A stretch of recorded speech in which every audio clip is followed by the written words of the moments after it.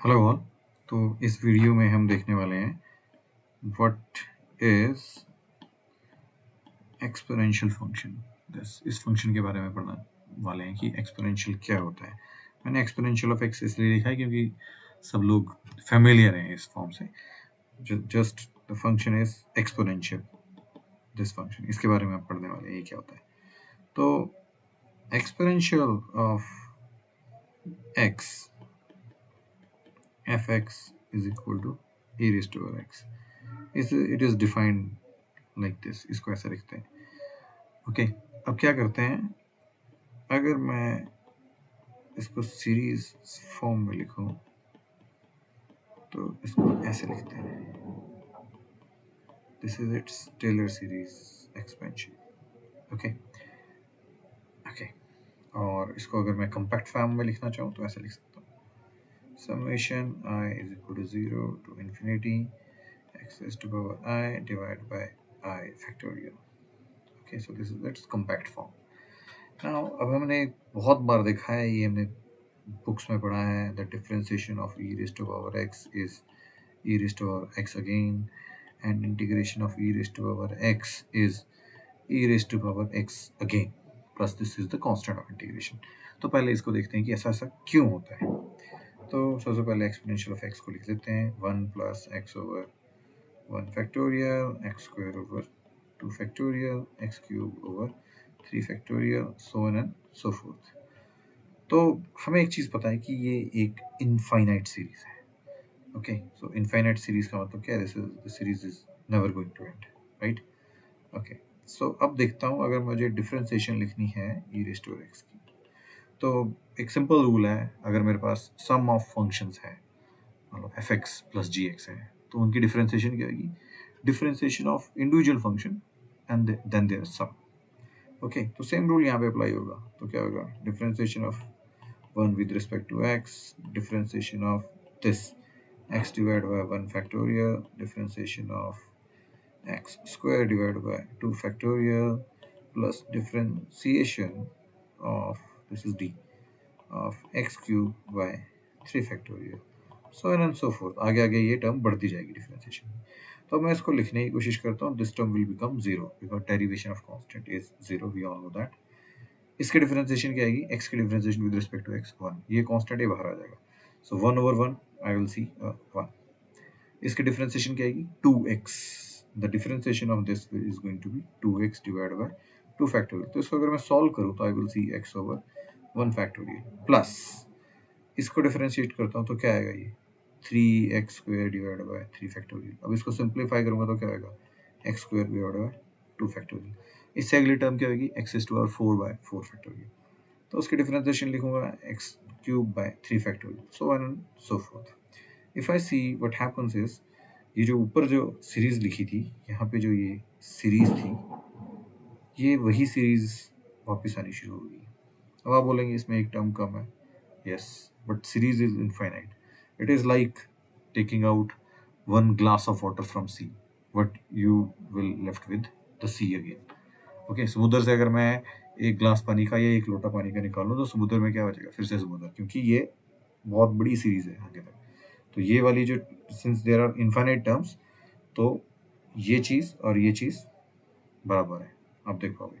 तो अगर मैं देखूं कि राइट हैंड साइड को मैं फिर से लिख सकता हूँ e raised to power x, so I can say if I differentiate exponential of x with respect to x, I will get e raised to power x only. On the similar lines, if we go for the integration of x e raised to power x with respect to x, so ये क्या होने वाला है, integration of 1 plus x over 1 factorial x square by 2 factorial x cube by, let me clear this a bit, चलो पूरे साफ कर देता हूँ। तो x cube by 3 factorial, और ये इनफाइनाइट सम सीरीज है। ओके, अब इंटीग्रेशन क्या आएगी, integration of individual terms with respect to x, तो ये हो जाएगा, sorry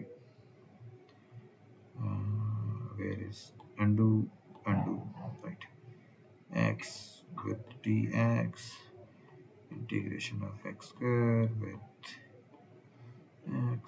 x cube with x, so on and so forth.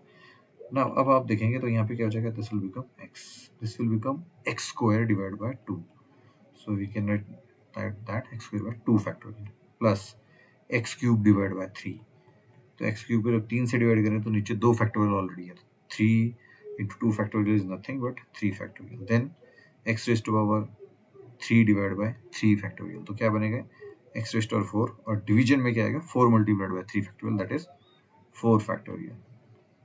Okay अब मैं इसको देखूं, साथ में क्या आएगा कांस्टेंट ऑफ इंटीग्रेशन, से the constant of integration is what, से c dash constant of integration है. अब मैं क्या करता हूँ, इस सीरीज में एक जोड़ देता हूँ और कांस्टेंट ऑफ इंटीग्रेशन से एक घटा देता हूँ. तो अगर मैं इस सीरीज को देखूं तो what is this series, exponential of x again, और मैं इसको c डैश माइनस 1 को बोल देता हूँ नया कांस्टेंट है c. So this is how we get this integration. Integration of exponential is again exponential of x plus c. So ये एक है, इसमें कंज्यूम हो गया इस तरह से.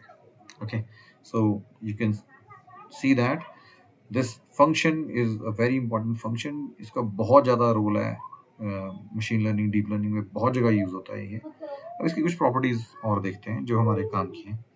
अगर मैंने लिखा exponential of x which is equal to x plus 1 factorial, x square by 2 factorial plus x cube by 3 factorial, so on and so fourth.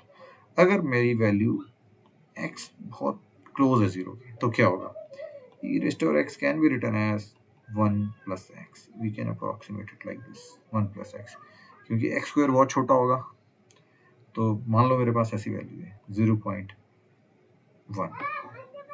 अब मैं इसको स्क्वायर कर देता हूँ, ठीक है, मैं इसको स्क्वायर कर देता हूँ. तो बेसिकली क्या है 1/10, 1/10 यानी 1/100. ये क्या हो जाएगा 0.01. ये वैल्यू स्क्वायर होने के बाद और छोटी होगी. वी ऑल नो दैट अगर कोई भी वैल्यू इस इंटरवल में लाई करती है तो square, no I should not include, I should not include 1. I should not include 1. Open interval की बात करता हूँ, दैट इज मोर सेफ. अगर कोई भी वैल्यू इस ओपन इंटरवल के अंदर होगी दैट मीन 0 और 1 एक्सक्लूडेड, अगर मैं इसको स्क्वायर करूँ तो वो अपने मैग्नीट्यूड से, ओरिजिनल मैग्नीट्यूड से छोटी होगी. जैसे चाहे वो 0.9 ही क्यों ना हो. If I square 0.9 I will get what, see, I will get 81 over 100, that is 0.81. So this is smaller than 0.9. Okay, right? So exponential of x जब भी मुझे अप्रोक्सीमेट करना है, जब x क्या है 0 के पास है, तो उसको ऐसे अप्रोक्सीमेट कर सकता हूँ. कुछ जगह पे ऐसा हो सकता है कि मुझे x स्क्वायर भी चाहिए, तो मैं x स्क्वायर को लिख सकता हूँ ऐसे 1 plus x divide by x square. I can drop 2 और कीप 2 डिपेंडिंग ऑन मेरी सिंप्लीफिकेशन के ऊपर. तो इस प्रॉपर्टी को हम हमेशा याद रखेंगे. Let us revise a bit कि एक्सपोनेंशियल ऑफ x जो है मेरे पास क्या है, एक फंक्शन है जिसको मैं टेलर सीरीज की हेल्प से ऐसे रिप्रेजेंट कर सकता हूँ.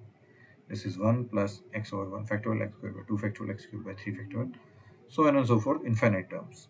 और इसको कॉम्पैक्ट फॉर्म में ऐसे लिख सकते हैं, exponential of x is nothing but it is summation of I from 0 to infinity, and inside summation we have x raised to power I divided by I factorial. So you will recover this only, nothing else, you will recover this only. These two are equivalent. Okay, now अब हमने next चीज हमने देखी कि अगर हम exponential of x की differentiation करें तो मुझे दोबारा से एक्सपोनेंशियल ऑफ x ही मिलता है.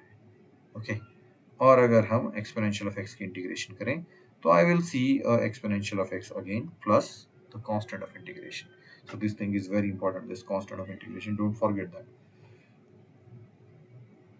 Okay, then हमने क्या डिस्कस किया कि कुछ कभी कभी मुझे सिंप्लीफिकेशन की जरूरत पड़ती है, मुझे पूरे एक्सपोनेंशियल की जरूरत, पूरी एक्सपेंशन की जरूरत नहीं होती है. उसके पीछे कारण क्या है कि x की वैल्यू बहुत ही छोटी है, अराउंड 0 है, तो क्या होगा, ये जो हायर पावर्स हैं they will diminish by themselves, क्योंकि जैसे जैसे पावर बढ़ती जाएगी नीचे ये फैक्टोरियल की वैल्यू भी बढ़ती जाएगी, जो कि एक बहुत फास्ट ग्रोइंग फंक्शन होता है.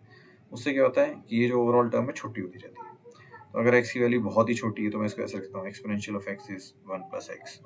और अगर ये मुझे ज़रूरत है किसी टाइम पे कि मुझे स्क्वायर भी चाहिए किसी सिंप्लीफिकेशन के लिए या किसी जगह पे नीड पड़ती है, तो I can write it like this और I can write it like this. और हम सबको पता है कि एक्सपोनेंशियल ऑफ x 0 होता है e raised to 0 is 1. Why? Because if you see, divide by 1 factorial, 0 square by 2 factorial, so on, all zeros, so e raised to 0 is going to be 1, right? So this is about few properties of this exponential function. The function is exponential. The general term is this: if you have some exponential of anything here as dot, so it is going to be 1 plus that dot divided by 1 factorial, that dot divided by 2 square, that dot divided by cube by 3 factorial, so on and so forth. ये dot मतलब place holder है, यहाँ पे कुछ भी value दूँ, x डाल दूँ, वाई डाल दूँ, जेड डाल दूँ, इस जगह पे जो डालूंगा तो ये एक्चुअल फंक्शन है. But we are very familiar with exponential effects, that's why we did calculation with the help of this form only, and this is easier to do. Okay, so this is it for the properties of exponential. In next part we will study about another function which is known as logistic function, and its general form is this. Next lecture में इसकी थोड़ी properties देखेंगे, इसकी differentiation देखेंगे, और differentiation को फिर से इसी फॉर्म इसकी फॉर्म में एफ एक्स की फॉर्म में कैसे लिख सकते हैं ये देखेंगे. इसको हम कर इसलिए रहे हैं क्योंकि ये एक बहुत इंपॉर्टेंट फंक्शन है, ये बहुत जगह पे यूज होता है, और न्यूरल नेटवर्क की जब हम स्टार्टिंग करते हैं तो उसके कॉन्सेप्ट्स और थ्योरी पढ़ने के लिए ये बहुत इंपॉर्टेंट है. So in the next lecture we will cover this. Thank you very much.